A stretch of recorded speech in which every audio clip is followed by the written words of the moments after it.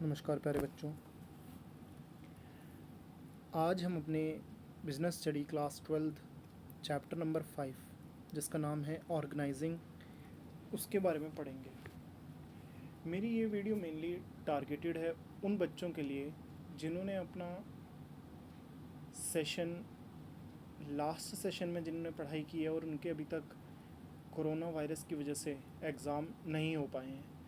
तो ये वीडियो मैं उन लोगों के लिए टारगेटेड करके लेके चल रहा हूँ और इसमें मैं अब लगातार वीडियोस लाऊंगा, वीडियो की लगातार सीरीज़ लाऊंगा ताकि बच्चों को ज़्यादा से ज़्यादा हेल्प हो सके। जो हमारा चैप्टर नंबर 5 है ऑर्गेनाइजिंग, इससे पहले मैंने प्लानिंग चैप्टर कंप्लीट किया हुआ है अपने चैनल पे, और chapter number 1 nature and significance of business chapter भी मैंने इसमें कंप्लीट किया हुआ है। तो चलिए चैप्टर नंबर 5 को शुरू करते हैं। इस चैप्टर में हम क्या क्या पढ़ेंगे उसको एक बार देख लेते हैं। इस चैप्टर में हम मीनिंग ऑफ ऑर्गेनाइजिंग पढ़ेंगे, ऑर्गेनाइजिंग की प्रोसेस पढ़ेंगे। उसके बाद ये दोनों जो टॉपिक हैं, मीनिंग एंड ऑर्गेनाइजिंग की प्रोसेस, इन दोनों टॉपिक्स को मैं आज की वीडियो में कंप्लीट कर दूंगा। देन उसके बाद हम सिग्निफिकेंस या इम्पॉर्टेंस ऑफ ऑर्गेनाइजिंग पढ़ेंगे। उसके बाद हम ऑर्गेनाइजेशनल स्ट्रक्चर क्या क्या हो सकते हैं, फंक्शनल और हमारा डिविजनल स्ट्रक्चर कैसा होता है उसके बारे में पढ़ेंगे। फॉर्मल एंड इनफॉर्मल ऑर्गेनाइजेशन को देखेंगे, डेलीगेशन ऑफ अथॉरिटी देखेंगे, principle of absoluteness of accountability, element of delegation देखेंगे, कौन कौन से डेलीगेशन, यानी इस सारे टॉपिक्स को हमें इस चैप्टर में कवर करना है। इम्पॉर्टेंट चैप्टर है, इसमें अराउंड 10 नंबर्स के आसपास से क्वेश्चन बोर्ड में पूछे जाते हैं। तो चलिए देखते हैं अपने आज की वीडियो को। हम मीनिंग ऑफ ऑर्गेनाइजिंग से शुरू करते हैं, यानी ऑर्गेनाइजिंग का मतलब क्या होता है। देखिए आपकी स्क्रीन पे जो येलो हाईलाइट हो रहा है, येलो पार्ट, उसको उस पर नज़र बनाएं और उसको देखें। ऑर्गेनाइजिंग का मीनिंग क्या है। ऑर्गेनाइजिंग कैन बी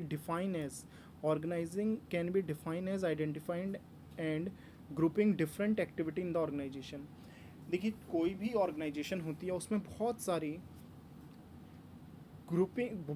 उसमें एक्टिविटीज़ होती हैं, यानी बहुत सारी अलग अलग एक्टिविटीज़ होती हैं। अलग अलग एक्टिविटीज़ से मतलब है वहाँ पे प्रोडक्शन भी होगी, वहाँ पे मार्केटिंग भी होगी, सेल्स भी होगा, और रॉ मटेरियल का परचेज़ भी होगा, यानी बहुत सारी एक्टिविटीज़ वहाँ पे होती हैं।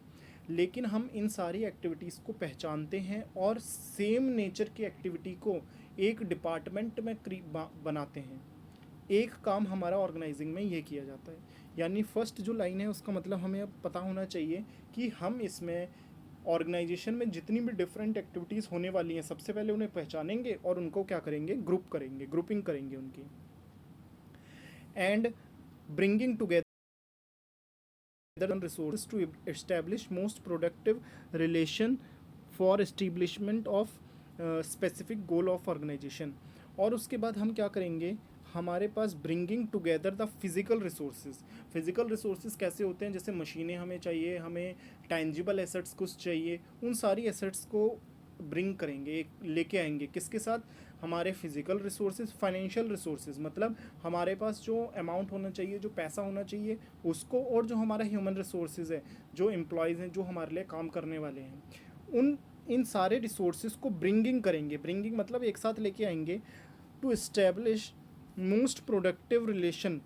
और इन सारे जो हमारे रिसोर्सेज हैं, इन सारे रिसोर्सेज को जब एक साथ लेके आएंगे तो इसके पीछे हमारा मेन मोटिव क्या होगा कि हमारे ऑर्गेनाइजेशन का जो भी गोल है वो हमारे ऑर्गेनाइजेशन का गोल हमें अचीव हो जाए।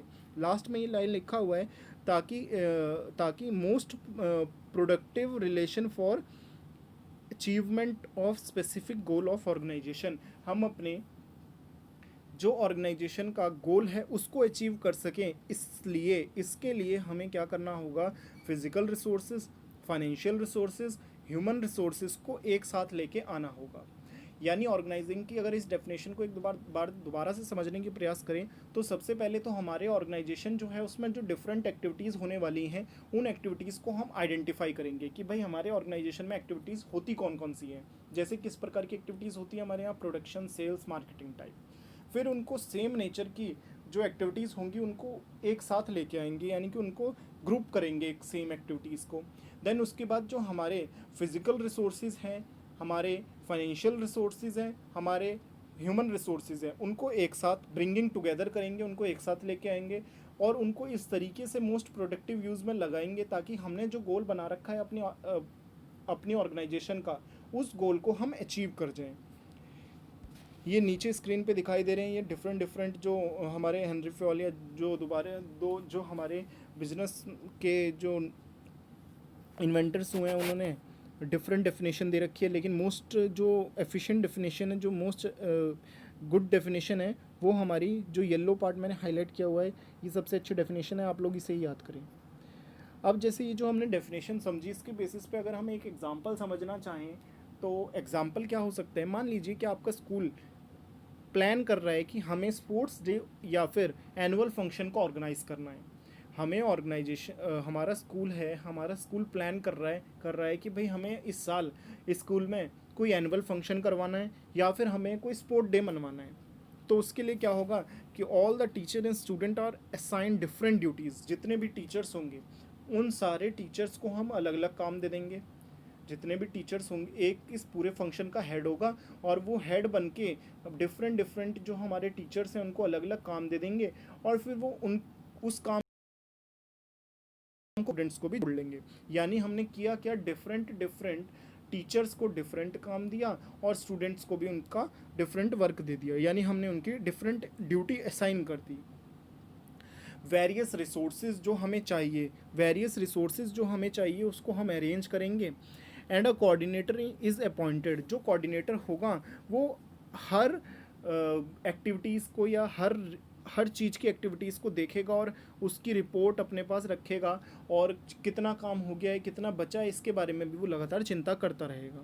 The whole arrangement is called organising. तो ये जितना भी अरेंजमेंट एनुअल डे को फंक्शन को ऑर्गेनाइज करने के लिए हमने बात की, ये सारा की सारी प्रोसेस जो है ये ऑर्गेनाइजिंग की ही प्रोसेस है। यही इसी को हम जो हमने अभी डेफिनेशन समझा उसको हमने एक एग्जांपल से यहाँ पे समझ लिया।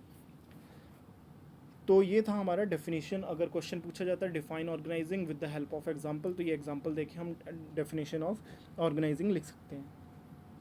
नेक्स्ट है हमारा प्रोसेस ऑफ ऑर्गेनाइजिंग। देखिए किसी भी हमारा मैनेजमेंट के 5 स्टेप्स हैं, planning, organising, staffing, directing, controlling. पांचों ही स्टेप की प्रोसेस इंपॉर्टेंट है और प्रोसेस में जैसे हम फीचर्स या फिर इंपॉर्टेंस में या लिमिटेशन में पॉइंट्स को ऊपर नीचे कर सकते हैं। हम प्रोसेस में किसी भी चीज़ की प्रोसेस में इन पॉइंट्स को ऊपर नीचे नहीं कर सकते, इसलिए हमें इसको एक सीक्वेंस में लर्न करना या इसको एक सीक्वेंस में समझना बहुत ज़्यादा ज़रूरी है। ऑर्गेनाइजिंग प्रोसेस को स्टार्ट करते हैं। ऑर्गेनाइजिंग कोई भी चीज़ किसी भी चीज़ की प्रोसेस होती है उसके कुछ स्टेप्स होते हैं। तो पहला जो स्टेप है हमारा ऑर्गेनाइजिंग प्रोसेस का वो है identification and division of work. जो येलो पार्ट है उसको आप लोग देखेंगे। The first step is in the organising is identifying and dividing the work as per plan.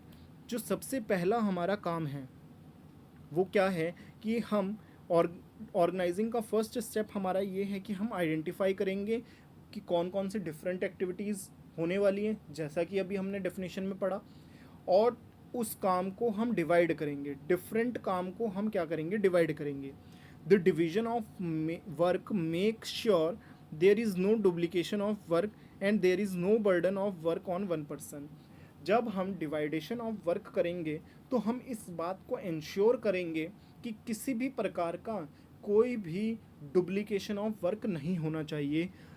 और यानी कि एक ही काम को दो लोग ना कर रहे हों, इसको हम डुप्लीकेशन ऑफ वर्क कर कहते हैं। मान लीजिए कोई ए पर्सन है वो भी सेम काम कर रहा है और बी पर्सन भी सेम ही काम कर रहा है, तो वो डुप्लीकेशन ऑफ वर्क हो गया।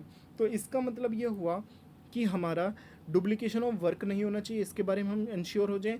और किसी एक व्यक्ति को अगर वो काम कर रहा है तो आप उस व्यक्ति को बहुत ज़्यादा काम भी ना दे दें ताकि वो ओवरबर्डन फील करने लगे, ऐसा भी नहीं होना चाहिए।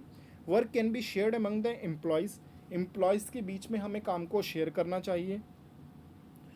द मैनेजर यूनिट, जो भी मैनेजर या आपका कोऑर्डिनेटर है वो क्या करेगा, काम को डिवाइड करेगा स्मॉलर ग्रुप में, स्मॉलर यूनिट में। और हर एक यूनिट को हम किस नाम से जानेंगे, हर एक यूनिट को हम जानेंगे जॉब के नाम से, जॉब बोलेंगे उसको। 1 नंबर का ये क्वेश्चन इंपॉर्टेंट है।